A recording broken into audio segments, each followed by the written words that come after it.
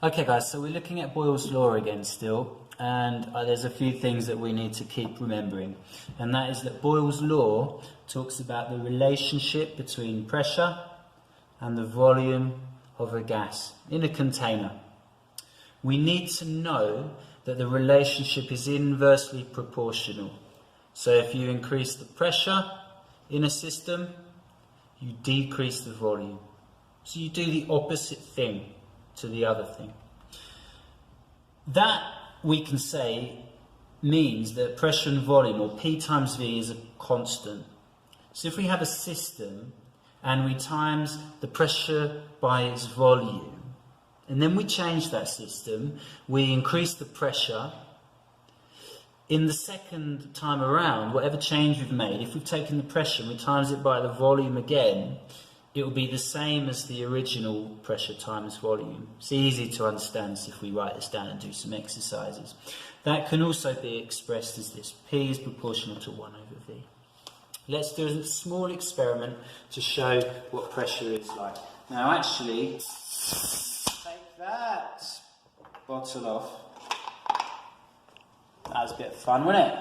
Right. What we've got here is a syringe, and we've got some air in there. Now the volume there is 4.8. The pressure of the atmosphere, I'm going to tell you in PSI, which is pounds per square inch, is, let me remind myself, 12 PSI. So at this point in time, the pressure outside is equal to the pressure inside. So in here we've got a pressure of 12 PSI, pounds per square inch. The reason why is that we're going to use this pounds per square inch pressure gauge to measure the pressure within here. So what we're going to do, guys, is put that in there and then seal it. Then we're going to pump air into it and increase the pressure. And I want you to keep your eyes on that. As we increase the pressure, we decrease the volume. That's the relationship. So I'm just going to fix that. It will make a noise. So you just do that.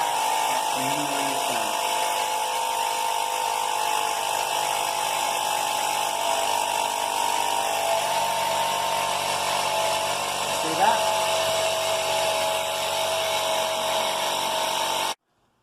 Okay guys, so we've filled this with air now, and hopefully you can zoom in on there, and now it's got so much pressure in there that's pushed the syringe all the way down, and we have a volume there of about 1.4 cubic centimetres. So we're going to just take that valve off now, and what we're going to do is we're going to measure the pressure, and don't forget, we're going to be measuring the pressure, but we have to add on the extra atmospheric pressure that's already there as well. Kind of like in the manometer when we had to add on the atmospheric pressure, we'll take into account that. So it's 1.4 volume. So now I'm filling in the table. 1.4 volume. And let's check the pressure. Alright. Okay. So that's 26 PSI. And we need to add on the atmospheric pressure, which I said was 12. So 26 plus 12 is 38. So we've got a volume and a pressure there. And we'll ask for the camera to come in after I've done this. It's okay, this way. Okay. So now we're going to take the volume down. Let's see what I want. Let's try and go to 1.5. So we're going to let that out. Oh, there we go. So now at volume, which is 1.5, let's check the pressure.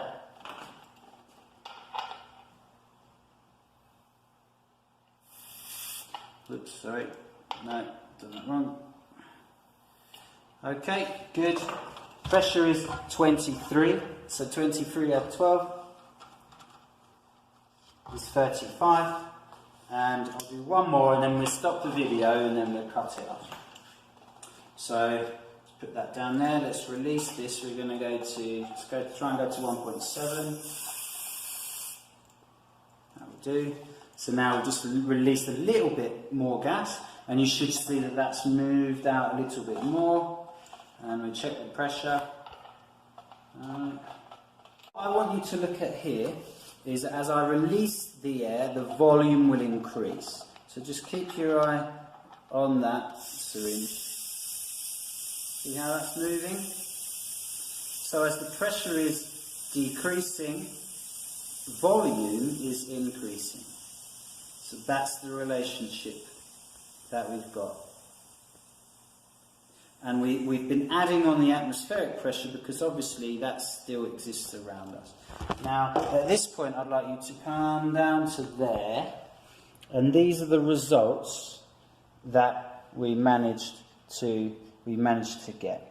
So here you can see the volume.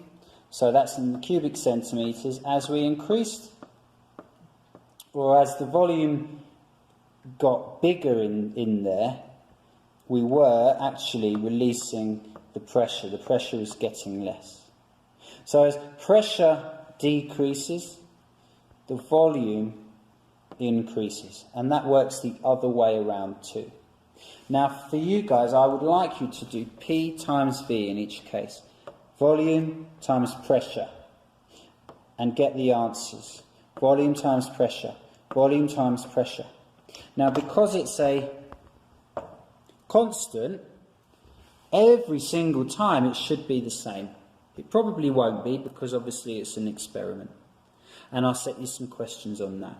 Okay, so if we zoom back around to me, good luck, I hope that's clear, and there's another video with the combi that you can watch too.